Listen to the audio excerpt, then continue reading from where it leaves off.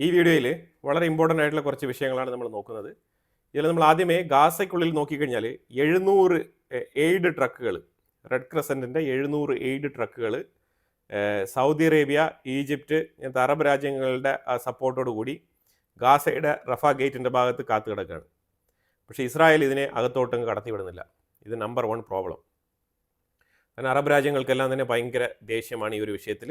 കാരണം അവർ ഗാസയിലെ ജനങ്ങൾക്ക് ന്യൂട്രീഷൻ കുറവാണെന്നുള്ള രീതിയിൽ അവരുടെ മാൽ ന്യൂട്രീഷന് വേണ്ടിയിട്ടുള്ള ഭക്ഷണങ്ങളാണ് അതിനകത്തുള്ളത് എന്നാണ് അവർ പറയുന്നത്. അപ്പോൾ എനിവേ അതൊരു സൈഡിൽ ഇങ്ങനെ തർക്ക വിഷയമായിട്ട് നിൽക്കുന്ന സാഹചര്യത്തിൽ ഇസ്രായേൽ ഗാസയ്ക്കുള്ളിൽ മാസ് എവാക്യുവേഷൻ എന്ന് പറഞ്ഞാൽ കഴിഞ്ഞ ഒരാഴ്ച കൊണ്ട് ഏതാണ്ട് 70,000 പേരെ ഡിസ്പ്ലേസ് ചെയ്തിട്ടുണ്ട്. അതായത് അവരുടെ താമസ സ്ഥലത്ത് നിന്നും മാറ്റി പാർപ്പിച്ചിട്ടുണ്ട് 70,000 പേരെ. അപ്പോൾ ഈ 70,000 പേർ എന്ന് പറയുമ്പോഴത്തേക്കും പ്രത്യേകിച്ചും ഇതുവരെ തൊടാത്ത മേഖലയായിട്ടുള്ള സെൻട്രൽ ഗാസ ഭാഗത്താണ് ആക്രമണം നടക്കുന്നത്. അവിടെയാണ് ഏറ്റവും കൂടുതൽ ഈ ഹമാസ് സംഘടനയിൽപ്പെട്ട ആൾക്കാർ ഏറ്റവും കൂടുതൽ തിങ്ങിപ്പാർക്കുന്ന ഏരിയയാണ് ഈ സെൻട്രൽ ഗാസ. ആ സെൻട്രൽ ഗാസയിലാണ് ഇന്നലെ മുഴുവനും ആക്രമണം നടന്നുകൊണ്ടിരിക്കുന്നത്. തകൃതിയായിട്ടുള്ള ആക്രമണങ്ങളാണ്. ഇതിൽ അവിടെ നിന്ന് റിറ്റാലിയേറ്റ് ചെയ്യുന്നുണ്ട് കേട്ടോ. ഈ ഹമാസ് സംഘടനയിൽപ്പെട്ട ആൾക്കാർ റിറ്റാലിയേഷൻ ചെയ്യുന്നുണ്ട്. ശരിക്കും പറഞ്ഞാൽ ഒരു ഗാസ യുദ്ധത്തിൻ്റെ ഇത്രയും നാളും നടത്തിക്കൊണ്ടിരിക്കുന്ന ഗ്രൗണ്ട് ഓപ്പറേഷൻ്റെ ഒരു പീക്ക് ലെവലിൽ പൊയ്ക്കൊണ്ടിരിക്കുകയാണ് ഇപ്പം നിലവിലെ ഇസ്രായേലിൻ്റെ IDFും ഹമാസും തമ്മിലുള്ള ആ ഒരു കൺഫ്രണ്ടേഷൻ. പറഞ്ഞാൽ ഇസ്രായേൽ അമേരിക്കയുമായിട്ട് കൂടിച്ചേർന്ന് ആലോചിക്കുന്നതിൽ നല്ല രീതിയിൽ പ്രഷർ ഇടുകയാണ്. അതായത് ഈ ഗാസയിലുള്ള ജനങ്ങളെ എങ്ങനെയെങ്കിലും മാറ്റി പാർപ്പിക്കണം എന്നുള്ള രീതിയിൽ ഇസ്രായേൽ വളരെ ഹാർഡായിട്ട് തന്നെ അമേരിക്കയുടെ മേളിൽ സമ്മർദ്ദം ചെലുത്തുന്നതായിട്ടുള്ള വാർത്തകൾ പുറത്തു വരുന്നുണ്ട്. അതിലുപരിയായിട്ട് അമേരിക്ക സിറിയയുടെ വിഷയത്തിലും ഒരു ഉപദേശം കൊടുത്തിട്ടുണ്ട്. അതായത് അഹമ്മദ് അൽ ഷറാക്കാണ് ഈ ഒരു നിർദ്ദേശം കൊടുത്തത്. നിർദ്ദേശം വേറെ ഒന്നുമല്ല, ഡ്രൂസ് കമ്മ്യൂണിറ്റിയുമായിട്ട് ബന്ധപ്പെട്ട്, അതായത് ഈ ഡ്രൂസ് കമ്മ്യൂണിറ്റിയുടെ ഒരു ലീഡർ ഉണ്ടല്ലോ, ഈ ലീഡർ പറഞ്ഞിരിക്കുന്നത് ഞങ്ങൾക്ക് ഇസ്രായേൽ, യുണൈറ്റഡ് നേഷൻസ്, അമേരിക്ക ഇവരാണ് നമുക്ക് പ്രൊട്ടക്ഷൻ തരേണ്ടത്, അല്ലാതെ സിറിയയുടെ ട്രൂപ്പ് ഈ കൊനെഡ്ര, ധാര, സുവൈദ ഈ ഡ്രൂസ് കമ്മ്യൂണിറ്റികളുടെ ഈ പ്രദേശങ്ങളിൽ സിറിയൻ ട്രൂപ്പിൻ്റെ ആവശ്യമില്ല എന്നാണ് പറഞ്ഞു വെച്ചിരിക്കുന്നത്. അതായത് ഇന്നലെ അമേരിക്ക സിറിയൻ ട്രൂപ്പിൻ്റെ സഹായത്തോടു കൂടി ഈ മറ്റുള്ള ചെറുകിട സംഘടനകളൊക്കെ ആട്ടി ഓടിച്ച ഒരു സാഹചര്യത്തിൽ അവർ അവിടുത്തെ മൊത്ത സ്ഥലങ്ങളും തീയിട്ട് നശിപ്പിച്ചിട്ടാണ് പോയത്. അത് ഒന്നാമത്തെ കാര്യം. പിന്നെ കംപ്ലീറ്റ് എന്തെല്ലാം ഉണ്ടോ ആ സാമഗ്രികളെല്ലാം പിറക്കിയെടുത്തുകൊണ്ട് പോയിട്ടുണ്ട്. അൽസുവൈദ മേഖലയിൽ കുറേ ഏരിയ ഇവർ തീയിട്ട് നശിപ്പിച്ചിട്ടുണ്ടെന്ന് ഞാൻ പറഞ്ഞല്ലോ. അപ്പോൾ അതുകൊണ്ട് തന്നെ ഇനി റീസെറ്റിൽമെൻറ്റ് അവിടെ ഒരു വലിയ ചോദ്യചിഹ്നമായിട്ട് മാറിയിരിക്കുകയാണ്. പിന്നെ ഇപ്പോൾ തൽക്കാലം ഈ ജൊലാനിയുടെ ടീം തന്നെയാണ്, ഈ HTSന്റെ ടീം തന്നെയാണ് ഒരു സെക്യൂരിറ്റി എന്നുള്ള നിലയിൽ ഒരു ഫേക്ക് ആയിട്ടൊരു സെക്യൂരിറ്റി കൊടുത്തുകൊണ്ട് അവിടെ നിൽക്കുന്നത്. ഈ ബെദോനിയൻ ഗോത്രത്തിൽപ്പെട്ട ആൾക്കാർ ആ സൈഡിൽ അപ്പുറത്തൊക്കെ വന്ന് ആക്രമണം നടത്തുന്നുണ്ട്. അതാണ് ഈ ഒറ്റപ്പെട്ട ആക്രമണങ്ങൾ എന്ന് പറയുന്നത്. അപ്പോൾ തീർച്ചയായിട്ടും ഈ വരും ദിവസങ്ങളിലും, അതായത് ഇതുവരെ ഇന്നലെയൊക്കെ നടത്തിപ്പോകുന്ന ഈ ആക്രമണങ്ങളുടെ ബാക്കി പത്രങ്ങളായിട്ടുള്ള ചിത്രങ്ങളും വീഡിയോസൊക്കെ ഇനിയും ഒരു 2-3 ദിവസം സോഷ്യൽ മീഡിയയിലൊക്കെ ഇങ്ങനെ കറങ്ങി നടക്കാനുള്ള സാധ്യതയുണ്ട്. പക്ഷേ ഇപ്പം നിലവിൽ അവിടെ ഒരു പരിധി വരെ ഇപ്പം സിറ്റുവേഷൻസ് കൺട്രോൾഡ് ആണ്. അതാണ് മനസ്സിലാക്കേണ്ടത്. ഇനി അമേരിക്ക പറഞ്ഞിരിക്കുന്നത്, ഈ അഹമ്മദ് അൽ ഷാര സിറിയയുടെ HTSന്റെ നേതാവിൻ്റെ അടുത്ത് പറഞ്ഞിരിക്കുന്നത് അമേരിക്കൻ ട്രൂപ്പ് അവിടെ വരും. ഈ സുവൈദ മേഖലയിൽ അമേരിക്കൻ ട്രൂപ്പ് അവിടെ ഡിപ്ലോയ് ചെയ്യപ്പെടുമെന്നാണ് പറഞ്ഞിരിക്കുന്നത്. അതിന് സിറിയൻ പ്രസിഡന്റ് അഹമ്മദ് അൽ ഷാര ഓക്കെ പറഞ്ഞതായിട്ടാണ് റോയിട്ടേഴ്സ് റിപ്പോർട്ട് ചെയ്തിരിക്കുന്നത്. റോയിട്ടേഴ്സ് ഒന്നും കൂടെ പറഞ്ഞിട്ടുണ്ട്, ഇസ്രായേലിൻ്റെ IDFും കൂടി അവിടെ ഉണ്ടാവും എന്നാണ് പറയുന്നത്. അപ്പോൾ അമേരിക്കയും ഇസ്രായേലും കൂടി ചേർന്ന് ആ ഏരിയ എന്നേക്കുമായിട്ട് സിറിയൻ ട്രൂപ്പുകളുടെ ഭാഗത്തിൽ നിന്നും ഒരു ഡീമിലിറ്ററൈസ്ഡ് സോൺ ആയിട്ട് അതിനെ മാറ്റി തീർക്കണം എന്നാണ് ആവശ്യപ്പെടുന്നത്. അതിനൊരു പ്രൊട്ടക്ഷൻ എന്നുള്ള നിലയിൽ മാത്രമാണ് IDFും അതുപോലെ അമേരിക്കൻ ട്രൂപ്സും അവിടെ നിലകൊള്ളുമെന്നാണ് പറയുന്നത്. ഇത് നമ്പർ 1 സിറിയയ്ക്കുള്ളിൽ ഈ ഒരു വിഷയം. ഇത് അഹമ്മദ് അൽ ഷാര വേണമെങ്കിൽ സമ്മതിച്ചിട്ടുണ്ടാവാം. കാരണം ഇന്നത്തെ ഒരു സാഹചര്യത്തിൽ പുള്ളിയുടെ നിലനിൽപ്പ് വളരെയധികം പ്രശ്നത്തിലാണ്. പുള്ളിയുടെ നിലനിൽപ്പാണ് പുള്ളി ഇപ്പോൾ ആദ്യമായിട്ട് നോക്കുന്നത്. അപ്പോൾ അതുകൊണ്ട് തന്നെ അമേരിക്ക എടുത്ത് ഓക്കെ പറയാനുള്ള സാധ്യതയാണ് വളരെ കൂടുതൽ. കാരണം അവർ എപ്പോഴാണോ സ്ട്രെങ്തൻ ചെയ്യുന്നത് അപ്പോഴായിരിക്കും അവർ തിരിച്ചടിക്കുന്നത്. ഇപ്പോൾ അവർക്ക് സ്ട്രെങ്തൻ ചെയ്തൊരു പൊസിഷൻ അല്ല ഉള്ളത്. അതുപോലെ പൈസയും മില്യൺ കണക്കിൽ അമേരിക്ക തന്നെയാണ് ഇപ്പോൾ കൊടുത്തിരിക്കുന്നത്. അപ്പോൾ അതുകൊണ്ട് അമേരിക്ക പറയുന്നതിനപ്പുറം ഈ അഹമ്മദ് അൽ ഷാരയ്ക്ക് ചലിക്കാൻ പറ്റില്ല. അപ്പോൾ അതുകൊണ്ട് ഇസ്രായേൽ അമേരിക്ക ത്രൂ പ്രഷർ ഇട്ട് കൃത്യമായിട്ട് അഹമ്മദ് അൽ ജൊലാനിയെ മാറ്റി നിർത്തിയിരിക്കുകയാണ്. അഹമ്മദ് അൽ ജൊലാനി ചെയ്തത് ഈ ചെറുകിട ഗ്രൂപ്പുള്ള ഈ സംഘടനകളിൽ 10-50 സംഘടനകളുണ്ട്. ഇതിൻ്റെ എല്ലാം നേതാക്കളെ വിളിച്ചു വരുത്തി ഒരു മീറ്റിംഗ് ഇട്ട് സംസാരിച്ച് ആ ട്രൂപ്പിനെ എല്ലാം ഇപ്പം പറഞ്ഞു വിടുകയാണ്. അതാണ് ഇപ്പോൾ ചെയ്തുകൊണ്ടിരിക്കുന്നത്. എന്നാൽ ഇവർക്ക് പോകാൻ മനസ്സില്ല. ഇനി എന്തെങ്കിലുമൊക്കെ കൊള്ളയടിച്ചിട്ട് പോകാൻ പറ്റുമോ എന്ന് പറഞ്ഞിട്ടാണ് നിൽക്കുന്നത്. എന്തായാലും വീട്ടിൽ നിന്ന് വണ്ടിയും കയറി വന്നതല്ലേ, ഇത്രയും നാളും ജോലിയും കൂലിയും ഇല്ലാതെ ഇരുന്നതാണ്. അപ്പോൾ ഇപ്പോഴാണ് ചെറുതായിട്ട് എന്തെങ്കിലുമൊക്കെ ഒരു ജോലി ചെയ്യാനുള്ള സാഹചര്യം കിട്ടിയത്. ഇതാണ് അവരുടെ ജോലി, കൊള്ളയടിക്കാൻ വേണ്ടിയിട്ട്. അപ്പോൾ ഇങ്ങനെ വന്നിട്ട് കൊള്ള മുതൽ കിട്ടിയവനൊക്കെ സന്തോഷത്തിൽ വീട്ടിൽ പോകുന്നു മടങ്ങി. പക്ഷേ കൊള്ള മുതൽ കിട്ടാത്തവനൊക്കെയാണ് ഇപ്പം വലിയ ദുഃഖത്തിൽ അവിടെ നിൽക്കുന്നത്. അങ്ങനെയാണ് മനസ്സിലാക്കാൻ പറ്റുന്നത്. ഇനിയും എന്തെങ്കിലുമൊക്കെ ഒരു അവസരം കിട്ടിക്കഴിഞ്ഞാൽ അകത്ത് കയറി കുറച്ച് വീടുകളും കൂടി കൊള്ളയടിച്ച് എന്തെങ്കിലുമൊക്കെ കൊണ്ടുപോകാൻ പറ്റുമോ എന്ന് പറഞ്ഞിട്ടാണ് അവിടെ നിൽക്കുന്നത്. ഇനി വേറൊരു ടീം, അതായത് കുർദിഷ് ടീമുകൾ ഒരു പ്രസ്താവന വേറെ ഒന്നുമില്ല. അമേരിക്കയും ഇസ്രായേലും ഞങ്ങളുടെ ഒപ്പം നിന്നാൽ ജൊലാനി ഭരിക്കുന്നതിനേക്കാളും വളരെ ഭംഗിയായിട്ട് സിറിയയെ ഞങ്ങൾ ഭരിച്ചു കാണിക്കാമെന്ന് അവർ പറഞ്ഞിട്ടുണ്ട്. അതായത് ഇന്ന് ഡ്രൂസ് കമ്മ്യൂണിറ്റിക്ക് നേരിട്ട അതേ അനുഭവം ഞങ്ങൾക്ക് നാളെ വന്നുകൂടായികയില്ല. ആർക്ക്? ഈ കുർദിഷ് ടീമുകൾക്ക്. അപ്പോൾ അങ്ങനെ കുർദിഷ് ടീമിലുള്ള ആൾക്കാർ, കുർദിഷുകൾക്ക് ഓൾറെഡി തന്നെ അമേരിക്കയുടെ സപ്പോർട്ടുണ്ട്. അവിടെ ശരിക്കും അമേരിക്കൻ ബേസ് ഒക്കെ ഉണ്ട്, ഇപ്പോൾ നിലവിലുണ്ട്. അവിടെ അമേരിക്കയ്ക്ക് സ്വന്തമായിട്ട് ചില ഓയിൽ ഫീൽഡുകളൊക്കെ അമേരിക്ക നടത്തുന്നുണ്ട്. അപ്പോൾ അതൊരു ലാഭകരമായിട്ടുള്ള കച്ചവടമാണ് അമേരിക്കയ്ക്ക്.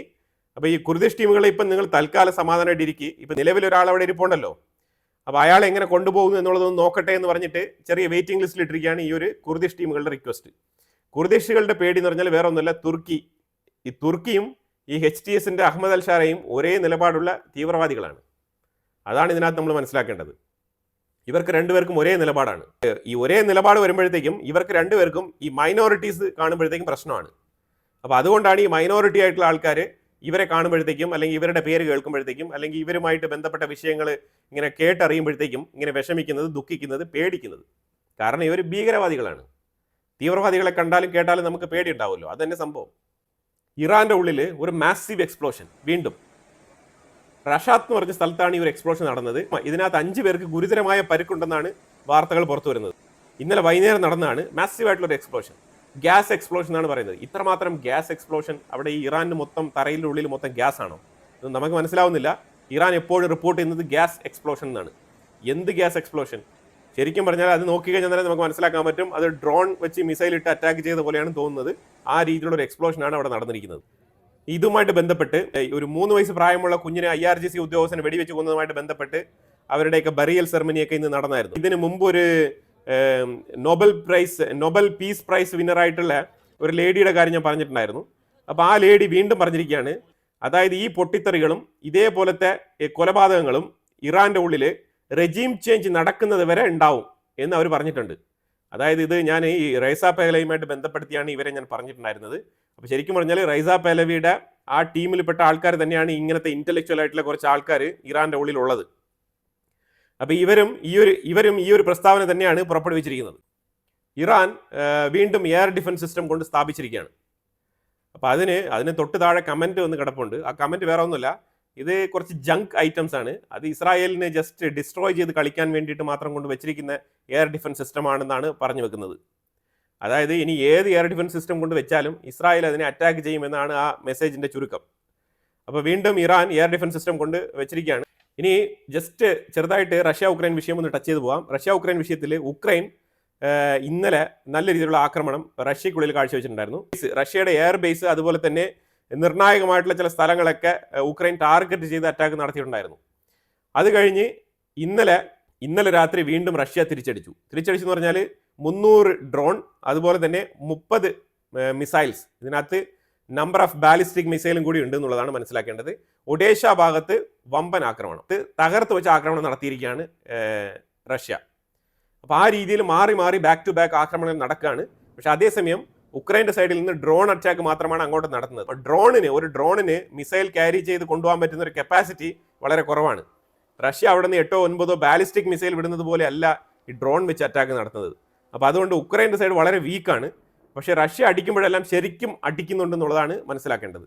അപ്പോൾ ഇപ്പോൾ അവസാനം സെലൻസ്കി പറഞ്ഞിരിക്കുന്നത് ഞങ്ങളൊരു സീസ് ഫയർ ടോക്കിന് തയ്യാറാണെന്നാണ് പറഞ്ഞിരിക്കുന്നത്. പറഞ്ഞാൽ ഒരു ഡയറക്റ്റ് ടോക്ക് ആവാനാണ് സാധ്യത.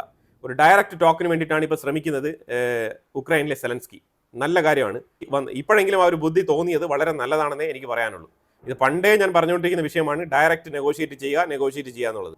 അതുപോലെ തന്നെ അമേരിക്കയിൽ ഫ്ലോറിഡ, മാരിലാൻഡ് ഈ സ്ഥലങ്ങളൊക്കെ വെള്ളത്തിൽ മുങ്ങിക്കിടക്കാണ്. അതാണ് അവസ്ഥ.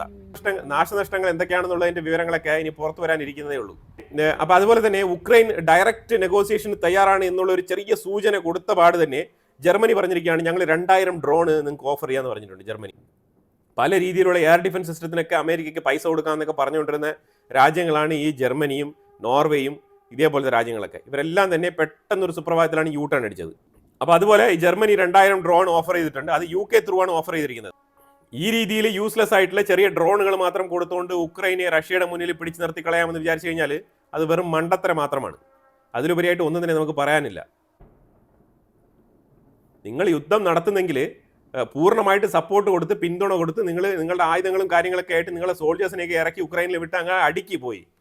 എന്നിട്ട് നിങ്ങൾ പറയും യുദ്ധം നടത്തുന്നു എന്നുള്ളത്. അല്ലാതെ നിങ്ങൾ ഉക്രൈനെ മാത്രം വെച്ചിട്ട് ഉക്രൈനിന്റെ ആൾക്കാരും ഒരു രാജ്യത്തിന്റെ മൊത്ത ഭടന്മാരെയും നിങ്ങൾ കൊലയ്ക്ക് കൊടുത്തിട്ട് യൂറോപ്പിനും നാറ്റോയ്ക്കും സർവൈവ് ചെയ്യണോ? മനസ്സിലാകുന്നില്ല എന്താണ് സംഭവം എന്നുള്ളത്. UK എന്ത് അധികാരമാണുള്ളത്? UK ആണ് ഈ ലോകത്ത് ഏറ്റവും വലിയ പെർപെട്രേറ്റർ. എത്ര സ്ഥലങ്ങളാണ് അവർ ആക്രമിച്ച് വെച്ചിരിക്കുന്നത്? ഏതാണ്ട് 3-4 സെഞ്ചുറികളോളം പല രാജ്യങ്ങളുടെയും സ്ഥലങ്ങൾ കയ്യേറി വെച്ചിരിക്കുന്ന രാജ്യമാണ് UK. ഇപ്പോഴും അർജന്റീനയുമായിട്ട് തർക്കമുണ്ട് ആ ഒരു ഐലൻഡ് കൊടുക്കാൻ വേണ്ടിയിട്ട്. ഇതേപോലെ എത്ര സ്ഥലങ്ങളുടെ പേര് നമുക്ക് എണ്ണി പറയാം ഇപ്പോഴും ഈ ഒരു കാലഘട്ടത്തും.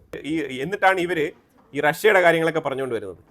അവർ സോവിയറ്റ് റഷ്യ ആയിട്ടിരുന്ന സമയത്ത് ഉക്രൈൻ മാത്രമല്ല ആ മേഖലയിൽ കിടക്കുന്ന പരമാവധി രാജ്യങ്ങൾ റഷ്യൻ ഫെഡറേഷൻ ആയിരുന്നു എന്നുള്ളത് ചരിത്രബോധമില്ലാത്ത ആൾക്കാർ ഇങ്ങനെയൊക്കെ പറഞ്ഞുകൊണ്ടിരിക്കും. പക്ഷേ ഇന്നത്തെ സാഹചര്യത്തിൽ ഉക്രൈനെ കയറി പിടിക്കുക എന്നുള്ളത് അത് നല്ല കാര്യമല്ല. അത് ടേബിളിന്റെ ചുറ്റും ഇരുന്ന് ചർച്ച ചെയ്ത് തീരുമാനിക്കപ്പെടേണ്ട വിഷയമാണ്.